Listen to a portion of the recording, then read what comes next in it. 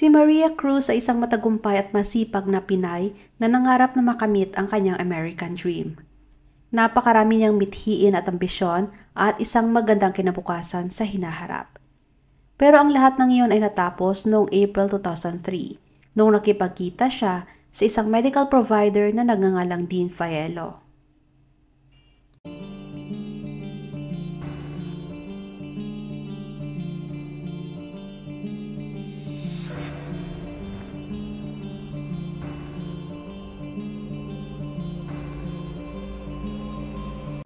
Ang 35 years old na si Maria Cruz ay bunso sa 4 na magkakapatid at ipinagmamalaki ng kanyang pamilya. Siya ay may tangkad na 4'11 lamang pero siya ay puno ng talento at pursigido sa buhay. Siya ay lumaki sa Pilipinas, nagtapos at pumunta sa US para mag-aral ng kanyang master's degree sa Fordham University sa New York. Kasunod noon ay nakapagtrabaho siya bilang analyst sa isang malaking bangko. Kilala siya na matalino at maaasahan pagdating sa kanyang trabaho. Kaya mapapansin ng lahat pag siya ay uma-absent sa trabaho.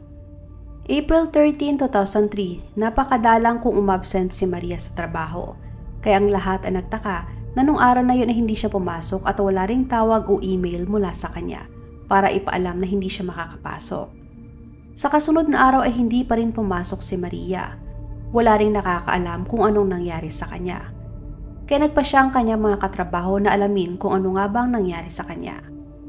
Kinuha nila ang address ni Maria at pinuntahan ang kanyang apartment. Nakita nila na may nakasalansa ng mga newspapers sa labas ng kanyang pintuan. Malinaw na wala doon si Maria at wala ring may bumukas ng pinto nung sila'y kumatok. Bigla na lamang nawala si Maria, kaya alam nila na may mali. Agad nilang kinontak ang kanyang uncle na nasa Queens at agad ito nag-file ng missing persons report sa New York Police Department. Agad na sinuri ng mga pulis ang apartment ni Maria sa Midtown Manhattan. Ang loob ng kanyang apartment ay malinis at maayos. Walang senyales na may nangyaring komosyon. Ilang araw nang nakakalipas, ngunit hindi pa rin mahanap si Maria. Kaya nakapagdesisyon na ang kanyang pamilya na mag-print ng mga flyers at nagsimulang mag-post. Makailang beses na pabalik-balik ang kanyang pamilya sa presinto pero wala silang natatanggap na update. Ang kanyang mga magulang ay bumiyahe pa mula sa Pilipinas para lang makatulong sa mga pulis sa paghahanap at para bumuo ng mga leads. Napag-alaman na pumunta pa si Maria sa simbahan umaga nung siya ay nawala. Noong sinuri ang kanyang credit card, nakita na siya ay bumili pa sa Lower Manhattan. Kasunod noon ay nakita din sa security camera na si Maria ay huminto sa kanyang opisina. At yun ang huling pagkakataon na nakita siya. Nagantay ang mga pulis ng mga panibagong leads pero nabigo sila dahil walang nangyari. Unang bahagi ng October 2003, mahigit 5 buwan matapos mawala ni Maria. Nakakuha ng subpoena ang mga pulis at nakakuha ng access sa kanyang email. Nakita nila na sa araw na siya'y nawala, meron siyang appointment sa doktor na nagngalang Dean Fiello. Nagsagawa ang mga pulis ng background check kay Dean at doon nila napagtanto na siya'y umalis pala ng bansa. Dahil sa kanilang nalaman kaya mas pinalalim pa ng mga pulis ang kanilang investigasyon tungkol kay Dean. Si Dean ay pinanganak noong August 31, 1959 sa Jersey at isang Italian. Pagka-graduate niya ng college ay nagtrabaho siya sa construction. Kilala din si Dean na bakla. Pumunta siya sa Manhattan at doon niya na-enjoy ang pagiging bakla. Laman siya ng mga bar kada gabi at maraming nagkakagusto sa kanya dahil sa kanyang hitsura. Taong 1988 nakilala niya ang hairdresser na si Mark Ritchie sa isang health spa. Ang may-ari ng salon na si Michael Hart ay hinire si Dean para i-remodel ang salon at si Dean at Michael ay nagkaroon ng relasyon. Di nagtagal ay kinumbinsi na ni Michael si Dean na huminto na lamang sa pagkukonstruction at magtrabaho na lang sa kanyang spa. Pinag-training ni Michael si Dean ng laser hair removal kaya siya ay naging isang laser hair removal specialist. Naging maayos ang buhay ni Dean dahil sa bagong trabaho. Bumili siya ng malaking bahay sa Elwood Avenue sa Newark, New Jersey. Siya at si Michael ay namuhay ng marangya. April 1995 ay na-diagnose si Michael na may AIDS at siya ay namatay noong November 12, 1995. Si Dean na ginugol ang 7 taon niya na kasama si Michael ay sobrang nawasak. Pero determinado siya na lumaban at baguhin ang buhay para sa kanyang sarili. Doon na nakapag-isip si Dean na mag-set up ng sarili niyang negosyo. Spring ng 1996, lumapit si Dean sa dermatologist na si Dr. Lori Polis, miyembro ng Elite Soho Medical Group. Nagsumiti siya ng kanyang resume at certificate. At dahil may bakanting posisyon kaya tinanggap siya ng doktor. Pero isang araw nagulat na lang si Dr. Lori at ang mga staff nito nung sinabi ni Dean na siya ay may AIDS at malapit na siyang mamatay. At gusto muna daw niyang pumunta sa Florida para makasama ang kanyang ina. Pagkalipas ng 3 linggo habang nagbabasa si Dr. Lori ng New York Magazine, nakita niya ang ads ni Dean tungkol sa bago nitong bukas na klinik na tinawag niyang Skin Ovations. Sobrang nagulat at nabigla si Dr. Lori sa ginawa ni Dean. Kalagitnaan ng taong 1990s umusbong ang hair removal business, kaya mabilis din na lumago ang negosyo ni Dean. Dahil may pera na kaya napapadalas na rin ang kanyang pagpunta sa mga bar. Isang gabi na kilala niya si Greg Pak. Ilang oras sila nag-usap at nagpalitan ng numero. Kinabukasan, pinadalhan ni Dean si Greg ng bulaklak sa kanyang opisina at doon na nagsimula ang kanilang relasyon. Taong 1998 nung hinikayat na ni Dean si Greg na doon na tumira sa kanyang bahay at hindi yon tinanggihan ni Greg. Nung una ay naging maayos at masaya ang kanilang relasyon. Ngunit makalipas ang ilang buwan ay nagsimula ng lumabas ang kakaiba at nakakagambalang kilos at pag-uugali ni Dean. Napansin ni Greg na gising si Dean buong gabi at minsan na inaantok, minsan naman ay napaka-hyper. Naisip niya na maaring may iniinom ito na gamot. Kaya nagtanong na si Greg kung ano nga bang nangyayari sa kanya pero walang sagot si Dean. October 1998, 2 taon matapos ni Dean magsinungaling kay Dr. Lori. Nakatanggap ang doktor ng sulat mula sa third-party insurance payer na nagsasabi na bakit nagbibigay siya ng napakaraming prescription kay Dean ng Stadol na nasal spray. Kaya agad na tinawagan ng doktor ang insurance company at sinabi na hindi siya kailanman nagbigay ng ganong prescription kay Dean. Ang Stadol ay sobrang nakaka-addict na nasal narcotic. Dahil sa kanyang ginawa kaya siya inaresto at kinasuhan ng forgery at possession of a controlled substance. Siya nag-plead guilty at sinentensyahan ng 3 taong probation at mandatory drug rehab. Lumalabas na nalulong si Dean sa narcotics at hindi na niya mapigilan pa na mag-inhale ng Stadol. Dahil sa approval ni Greg, dinala si Dean sa New York Drug Rehab at nakalabas matapos ang 6 na linggo. Pagkalabas niya ng rehab ay naging mas determinado at focus na si Dean sa trabaho. Sobrang mahal siya ni Greg at hindi niya kayang iwan si Dean. Porsigido siya na alagaan at intindihin ang nobyo. Habang nakarehab si Dean, naapektuhan naman ang kanyang hair removal na negosyo. Namuhay na ng marangya si Dean kaya kailangan niya na ng pera.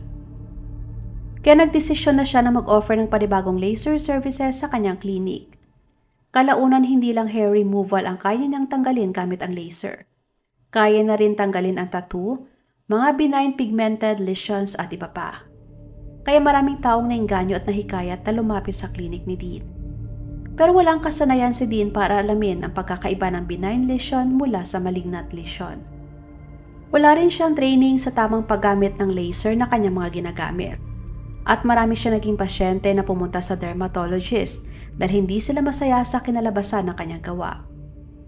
Summer na 2002, dinala na sa atensyon ng media ni Dr. Lori ang kanyang reklamo tungkol sa questionable medical practice ni Dean.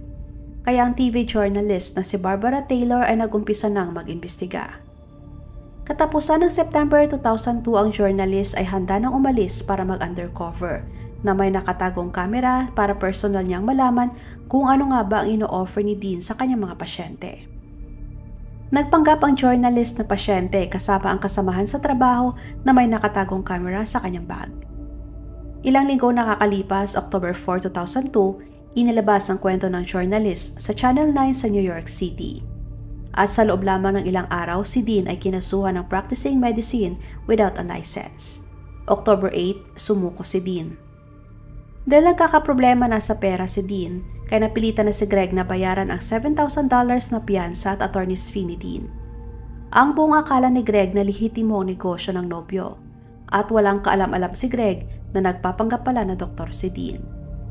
Naniniwala pa rin si Greg na may magagawa siya para maayos si Dean kaya hindi pa rin siya bumitaw.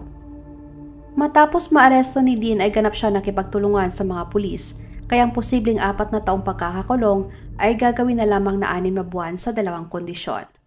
Una, kinakailangan niya magtrabaho sa Attorney General's Office para tumulong na mahatulan ang iba pang mga illegal practitioners. At ang pangalawa ay ipapasara na niya ang kanyang klinik at tuluyan ng ihinto ang pagli-laser. Pagkalabas niya ng kulungan dahil nakapagpiyansa at habang nag-aantay ng kanyang sentensya, ay wala nang ginawa si Dean kundi ang matulog. Nakalimutan niya na marami pa siyang bayarin, gaya ng renta niya ng mga equipments na kanyang ginagamit at renta ng kanyang klinik. Nagsimula na rin si Greg na tignan ang email ni Dean at doon niya nakita ang lahat ng mga hindi pa nababayaran na bills. 3 buwan na rin hindi nababayaran ang kanilang bahay. Dahil sa maraming kailangang bayaran kaya kailangan na nilang ibenta ang bahay sa lalong madaling panahon. Para maibenta ang bahay, nag-suggest ang real estate agent na mga bagay na kailangang ayusin. Ang kaibigan ni Dean na si Mark ay nakabili ng bahay ilang blocks lamang ang layo mula sa bahay ni Dean. Nag-offer siya ng tulong sa dalawa para ayusin ang bahay. Pero napansin ni Mark na sa tuwing sila ay pupunta sa Home Depot, bumibili ng maraming semento si Dean.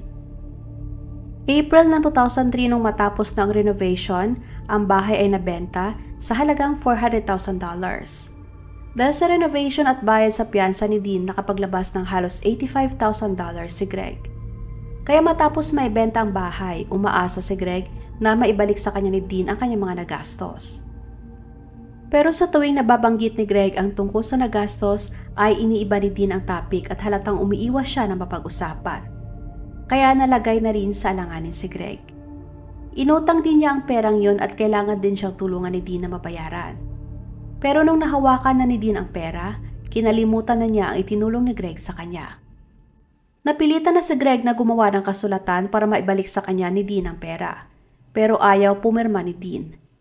Naubos na ang pasensya ni Greg kaya nakapagdesisyon siya na makipaghiwalay na kay Dean. Bumalik siya sa kanyang apartment sa Manhattan.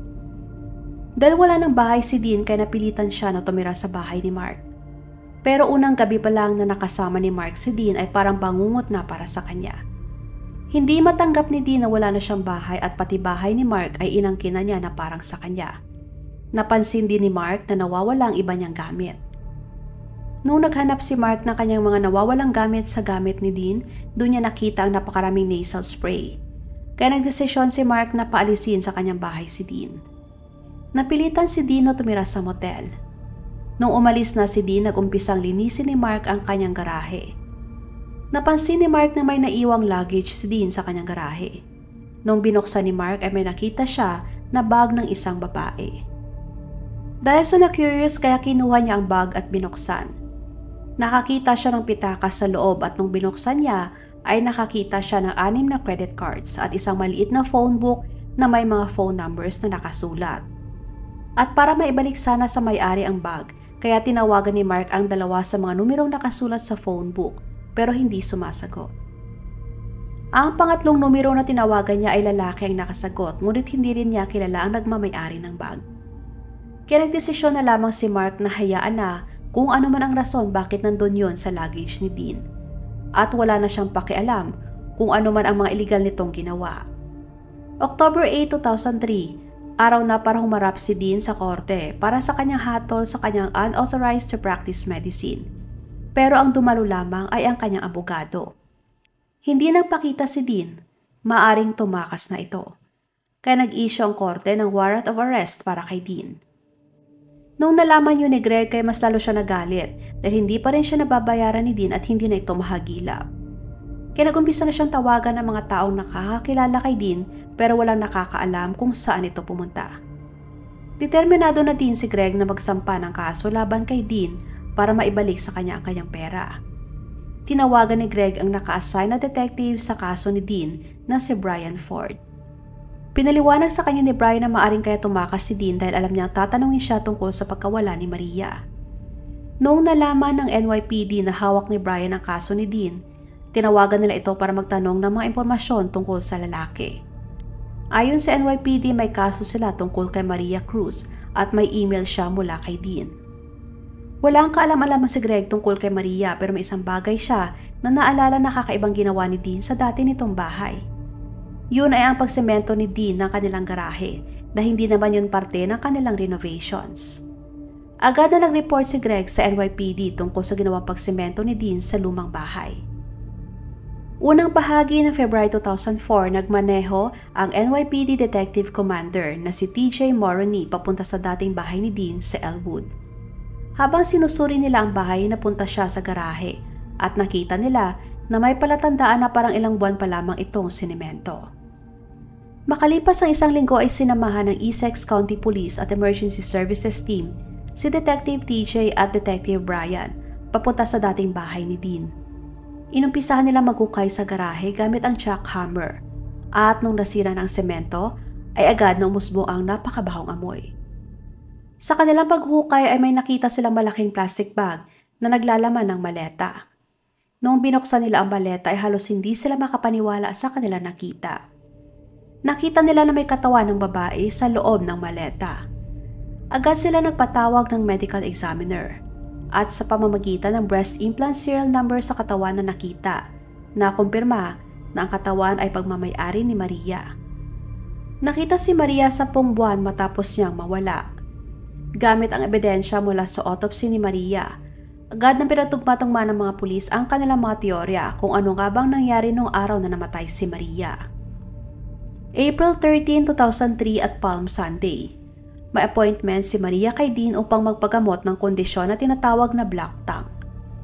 Lingid pala sa kaalaman ni Greg na may isang kaibigan si Dean na pinapagamit ang kanyang apartment para doon isagawa ni Dean ang kanyang laser treatment matapos maipasara ang kanyang clinic. Gumagawa ulit si Dean ng laser kahit na pinagbawalan na siya. Bandang alas 3 ng hapon noong araw na yon dumating si Maria sa pansamantalang opisina ni Dean na may dalang $400.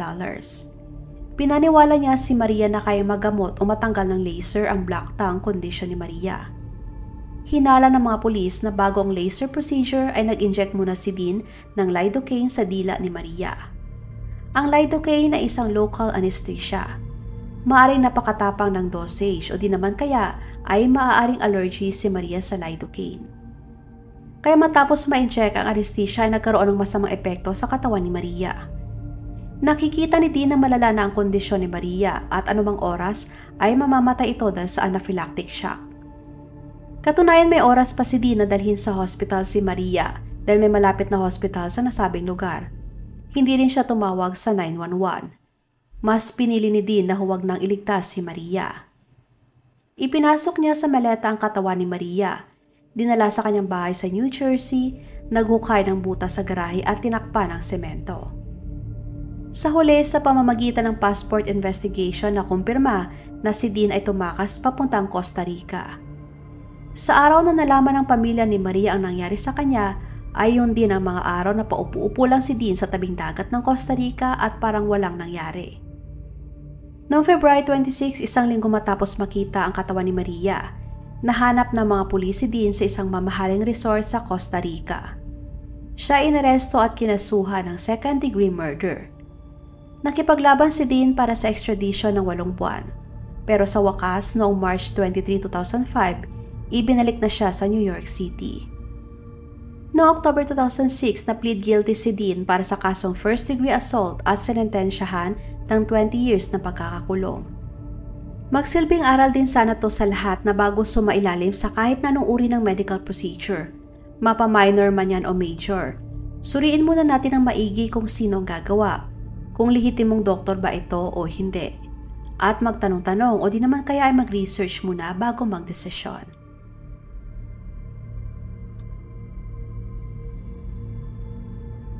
Huwag mag-atubiling ibahagi inyong mga saloobin at komento. And please huwag kalimutang mag-like and subscribe sa aking channel kung hindi mo pa nagagawa. Magkita-kita tayo ulit sa aking susunod na video. Maraming salamat!